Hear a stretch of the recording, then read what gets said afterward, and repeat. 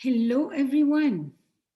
Welcome to What Death Can Teach Us About Life.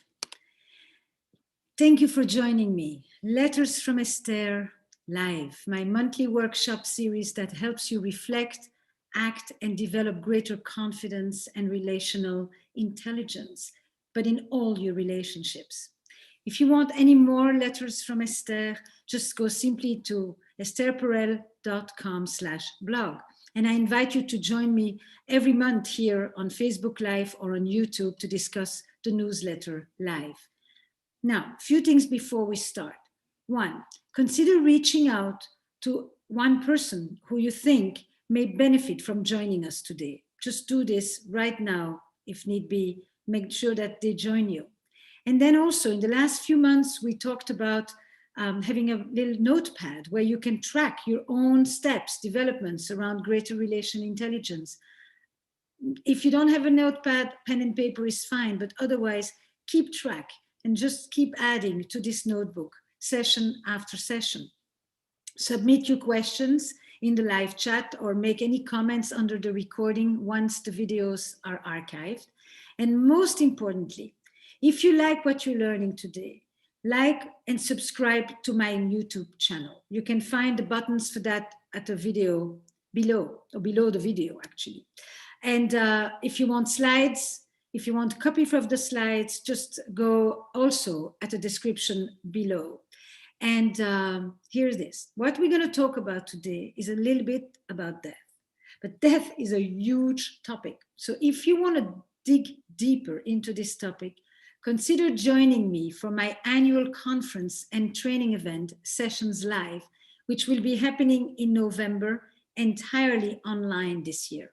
Death will be one of the main topics, and I'm going to be joined by a number of very special guests, Sierra Campbell, BJ Miller, Jordana Jacobs, and in fact, we will be tackling 3 forbidden conversations: death, sex, and money. That kind of sums it up, don't you think? I'm assuming everybody has, a relationship with one of these. So if you want to learn more and sign up for Sessions Live, the link is below too. And if you are a practitioner, therapist, coach, practitioner, working with people, you can get a special Letters for Esther discount. We're talking about death and what it can teach us about life. But first, I want to make a distinction. There's a difference between the subject, death, the vastness of the topic, and examining how we could be having better conversations about death. We're going to lodge ourselves around the conversations, that in itself. Talking about death may be sharing a love story or a story of a loved one, for that matter, that has passed. It is the story of one's life as much as it may be the story of one's loss. And how we communicate about death is about exploring thoughts, feelings, hopes, fears, legacies, values, the idea of death. And that discussion is actually bringing up a conversation about all these other things. That's basically a conversation about life. How we want to go is going to tell us a lot about who we want to be. But this conversation doesn't necessarily come naturally to us, doesn't it? It is one of these 3 taboos, same for sex and same for death and same for money. We're very used to talking with people about what kind of life they want to be leading, but we're not as comfortable talking about what would be their best scenario for dying. I can tell you, this question was asked to me and I sat there like I didn't know where to begin. It's almost felt like, do I even have a say? Of course I do, but I have so many presumptions, so many assumptions, so many learned beliefs about the topic of death. I want to share some of those with you. One of my sources, Michael Hebb, and his book, Let's Talk About Death, parenthesis, over dinner, so that you know where you're having this chat. He says that by transforming this most difficult conversation into an opportunity, that's when it becomes celebratory and meaningful, ways that can not only change the way we die, but ultimately will change the way we live. So in short, in this workshop, I want to invite you to one of life's most important conversations. And what year to be talking about this? Just up to now, COVID-19 has claimed the lives of 200,016 people in the US alone and 1.1 million worldwide. Many of us remain grief-stricken. We have survivor guilt sometimes, or we feel worn down by living with the fear of spontaneous illness or death catching us for the past 9 months. Since I posed this question yesterday on social about what has been some of your most profound experience with death, hundreds of you have joined and poured your hearts, sharing stories that illustrate just how much death has been a part of your lives already. And what struck me was the breadth of the answers, from talking about having a near-death experience, to nursing the last breath of a loved one you're holding in your arms, to witnessing the degradation of a slow death of a parent who is leaving drip by drip, to seeing a family massacred in a political conflict, to having survivor guilt about not having been able to save someone, or to having simply a succession of multiple losses hitting you one after the other in such a short amount of time. I was really, really moved reading all your stories, all your accounts, all your experiences and witnessing. And what it led me to see was this: some of us live with a deep awareness of death, and some of us live with a deep denial of death. And I thought I'm going to organize this whole little conversation today with you about how I have seen myself on the side of denial and on the side of awareness. Let me start with denial. You know, many of you probably know that massive amounts of death shaped my parents' life. They were the sole survivors of their entire families after the Holocaust. And I, like most children born to these parents, I was seen as a symbol of revival. I represented the defeat of death. If you could have a child, you were not annihilated. And that meant we don't talk about death, basically. You know, we know that it is woven into the fabric of the family, that my parents could be playing cards with their friends and talk about how this one died and that one died, all the while picking their teeth and scoring points. You know, it was so normal that they may as well have been talking about the weather. Death was implicit in these conversations, but it was never the focus. They were so busy rebuilding their lives and affirming their aliveness that death and talking about it kind of became a taboo. And so I was very afraid to bring it up. I thought it could re-traumatize them.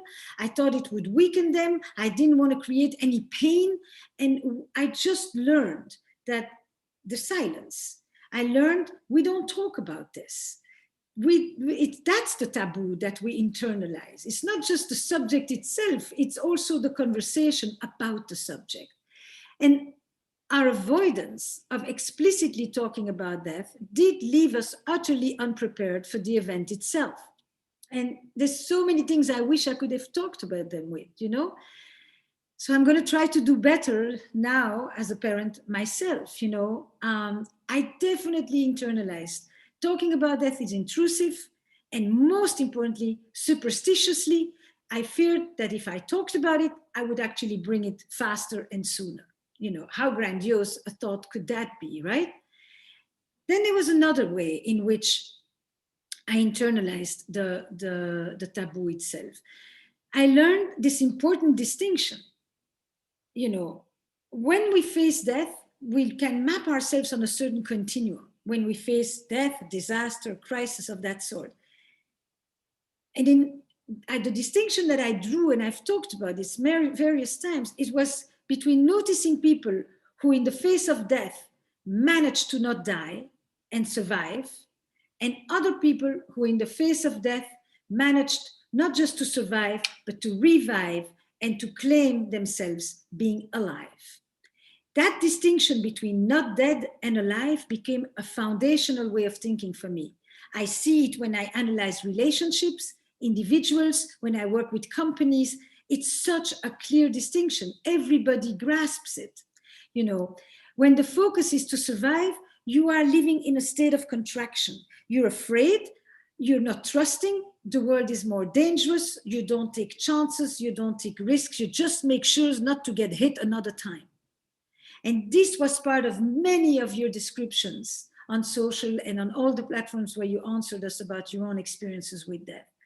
On the other side, when the claim is death showed me the preciousness of life, the fact that I was going to live for the ones who didn't make it, the fact that they were going to carry through vicariously through me, that notion of carpe diem is also a part of our response to death, but on the other side. And of course, these two, in my opinion, they're not two separate camps. They are very, very interconnected, you know. For some of us, there is a survival guilt, and it makes it look like, why did I survive and not my sister? But for some of us, it's, if I am here, I better do something, and I better honor you and honor the fact that you could not be here anymore, and live for both of us in almost some way, right? Kind of make life at its fullest, you know. Now, I give you a tiny bit of this background, but I want to turn the lens on you for a moment. Let me ask you this question, and put it in the chat box or in your little notebooks, or both for that matter, but dialogue with me. When I think of death now, I think of blank, and I feel blank. Just the first thing that comes to mind: words, images, associations, experiences, memories. Go. Just let it.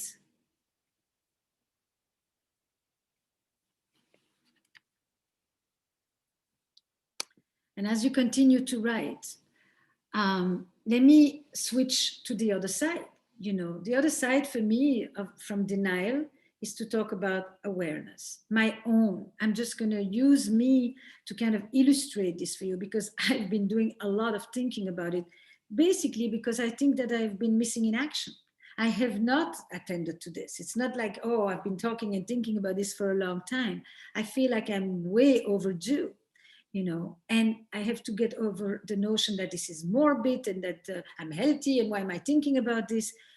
Because once I keep reminding myself, talking about death is talking about life, you know, the way you want to die talks a lot about the way you want to live, then I actually am able to change my relationship to the subject for myself, for my family, and especially in my work, you know. So,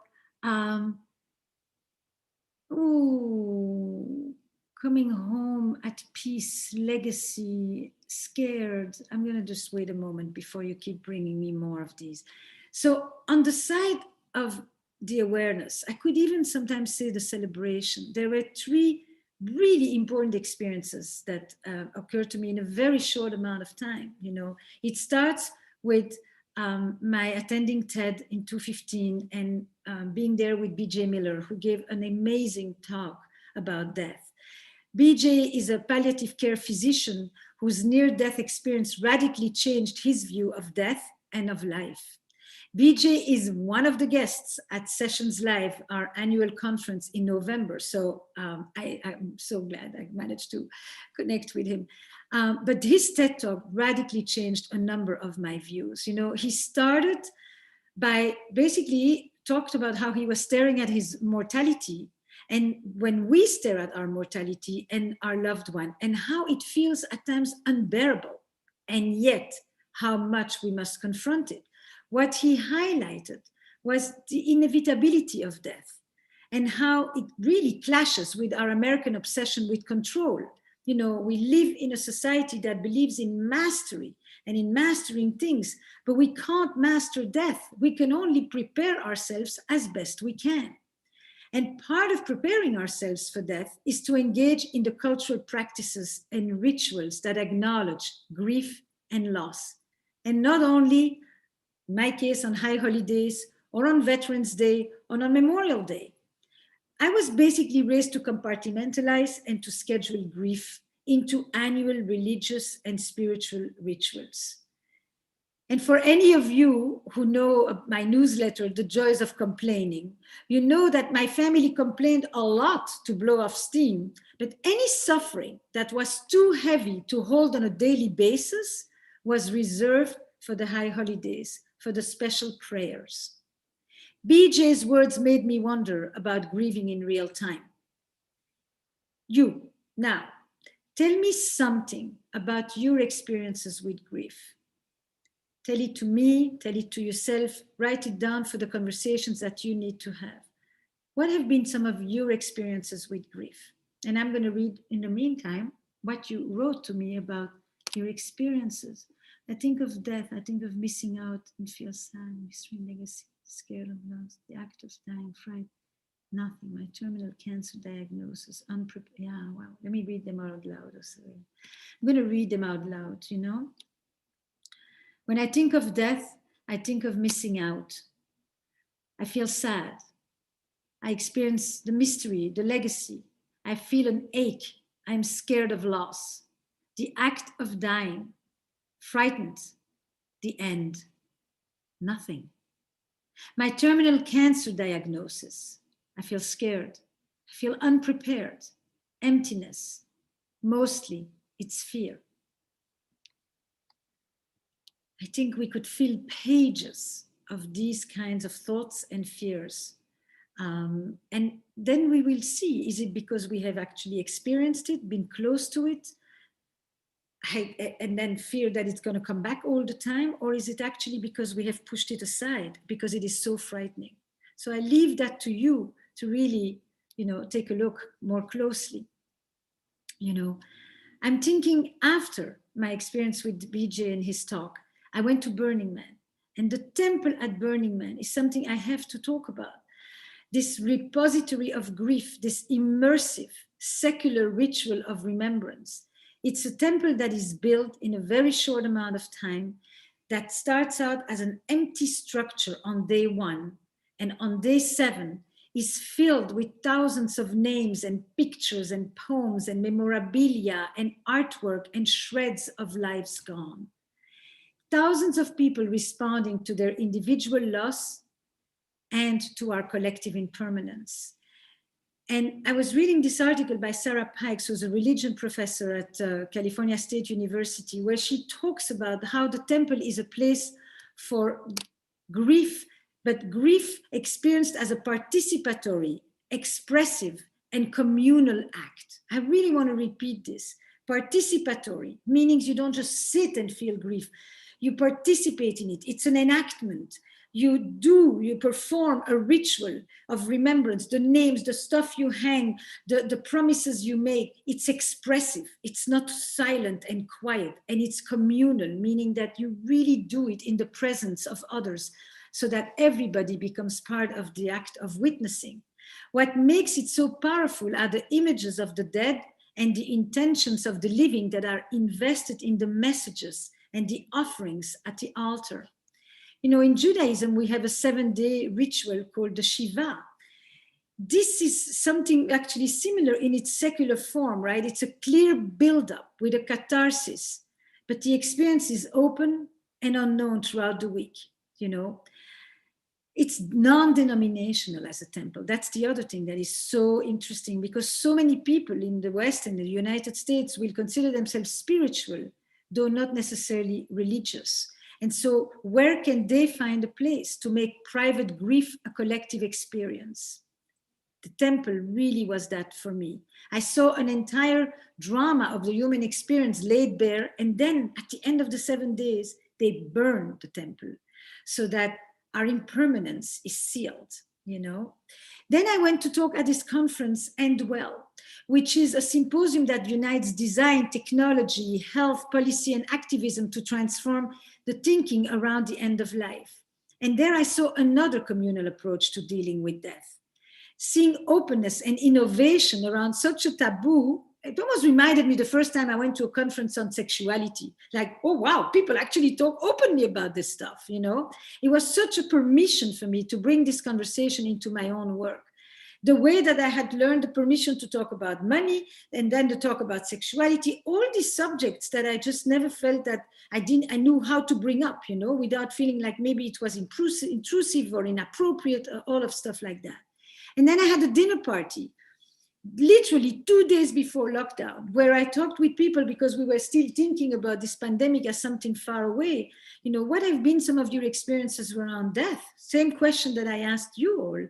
And little did I know that I was going to come back, and 2 days later was lockdown, and there was not going to be another conversation at the dinner party around death as a subject, rather than the immediacy of that experience.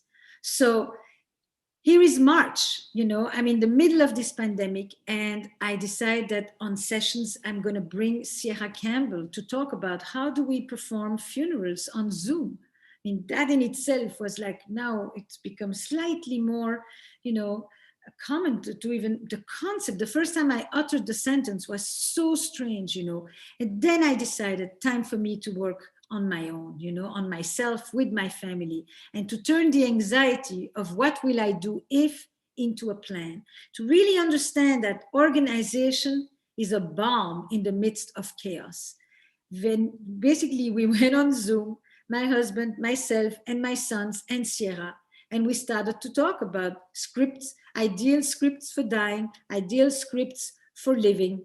And as I heard my family engage with the topic, I realized that I am discovering a new tangent in the erotic equation. Talking about death is talking about life. Hopes, fears. I mean, we were in the midst of building something, and I just thought maybe we should stop.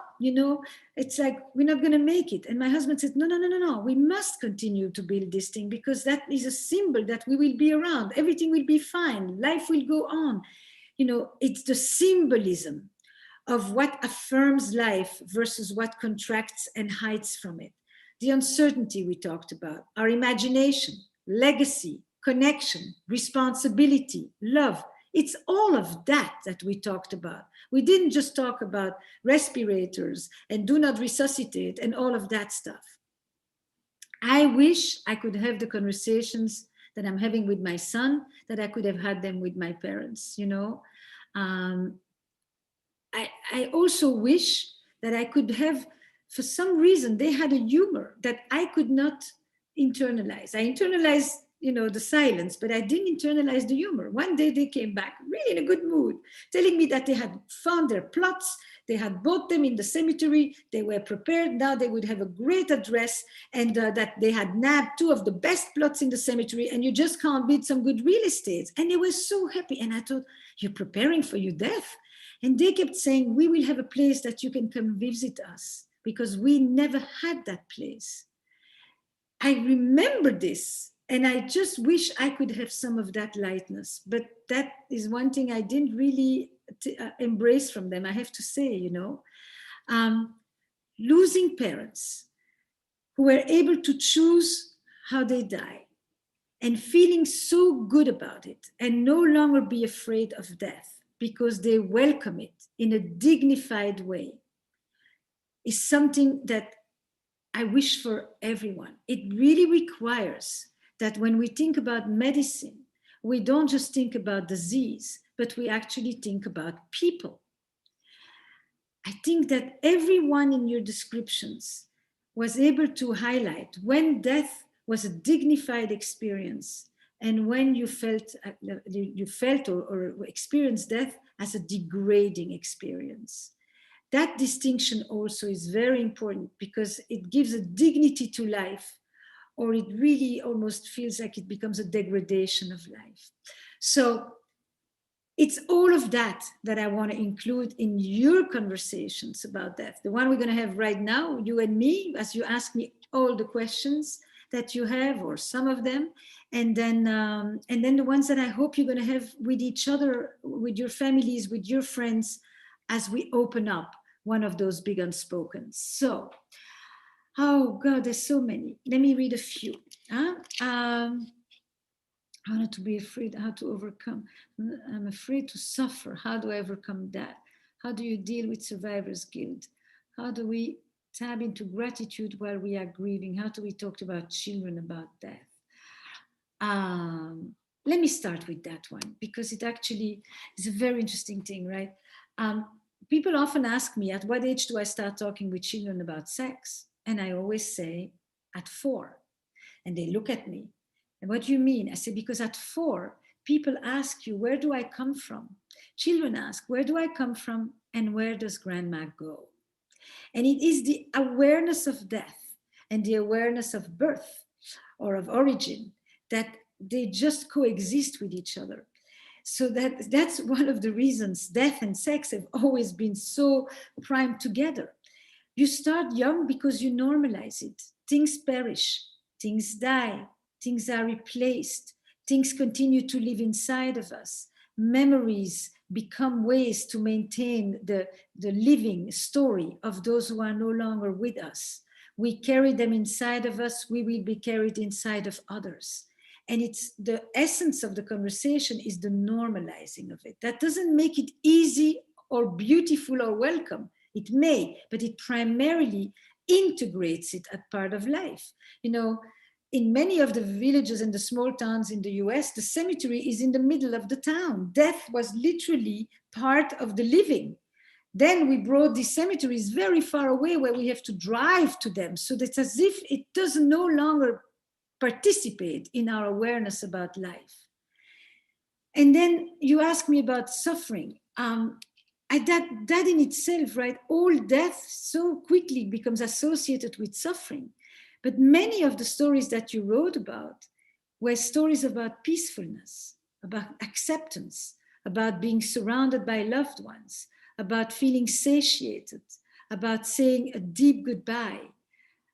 That too surrounds the subject of death. So what's interesting when you say you're not afraid of death, but you're afraid of the suffering, is that you've contracted these two things together. There's so many other words that you could join to the word death, but your immediate association is suffering. And I would invite you to analyze why that construct. It's as if I said eating and you said, I don't mind eating, I just fear indigestion. Why did you associate food with indigestion? You could associate food with pleasure, with abundance, with tastefulness, with lots of other associations to that experience. So that's on the, how do you deal with survivor guilt? Look, I think that you often say, what would that person who died want for you today? What conversation would you be having with the dead person? I've done so many conversations in my office where people literally are talking in front of an empty chair, but in that empty chair, they put the deceased person, the one who is no more, and then they role play with them. And I have never heard a dead person tell the one who's alive, you should be just in your bed the whole time. You should be agonizing. You should not ever laugh. You should no longer enjoy anything. You should suffer. I mean, they simply say, please take advantage of the fact that you're there and do for me, enjoy for me, celebrate, travel, explore, love, birth, all of those things, right? So that is the message to the survivor, is to say, the person who you are surviving wants something for you, and to hear them say it. It's an incredibly powerful intervention, actually. All right. How do we, I lost one family member. The thought of losing another keeps me up at night. What do I do? When you wake up at night, you write to the one who's gone. You say, you've made me acutely aware of the preciousness of life. And you can choose. You see, it's all the time. Do I choose to go to the side of, I'm afraid it will happen again? Or am I able to speak to my traumatic fear and basically reassure it and say, it's because I went through this that I actually now, I have gone through it. I have prepared myself. I know how to come out of it, etc., etc. It's like you walk yourself through the experience. You talk to the part of you that is afraid from the part of you that can reassure it. Oh, I wish I could say so much more about that. How do you ask support from your partner when you lose a family member? You talk to them. I really need you. I feel very scared. I'm feeling very vulnerable. I feel bereft. I know you did like him, or I know you didn't particularly like him, or I don't expect that you would miss him, But for me, I don't, because sometimes the person is not supportive because they don't particularly care about the person who went. I need you. What can I count on for you? I don't know how long it will take. But basically, you want to speak from the place of a request more than from a place of the protest. What you're not doing, what you're missing, where you're falling or faltering. Talk from the place that just really open your heart and just say, be kind to me, be gentle. I'm much more brittle right now. I'm not the usual person that can kind of take a punch and all of that. I think of loving someone on the other side. I think of these are the I think of things. What helped me most with grief is allowing to move like waves and music. Yeah, music is unbelievable for that. What has helped me music is transcends the language, and you can sob to the music, you can scream to the music, you can let the music carry you and become a universal vocabulary for your grief, for your loss, for your love, for your sorrow. I, the history of music accompanies, celebration and loss, and many other things too, but definitely these two things. What has helped me most, this is about the grieving, right, is writing. Yes, writing, pouring out my emotions and my thoughts onto the page, and to share this on a personal blog. Yeah, my husband and I work to stay with the feelings and let them be. What do you do is another question you just sent me. With if you lose someone that you actually think the family is better off, to bluntly put, listen, not every death is a loss or only a loss. Some deaths are celebrations, or maybe better said, some deaths are, how would I say, liberations. Liberations. That in itself is very important to recognize. That person made a lot of people suffer.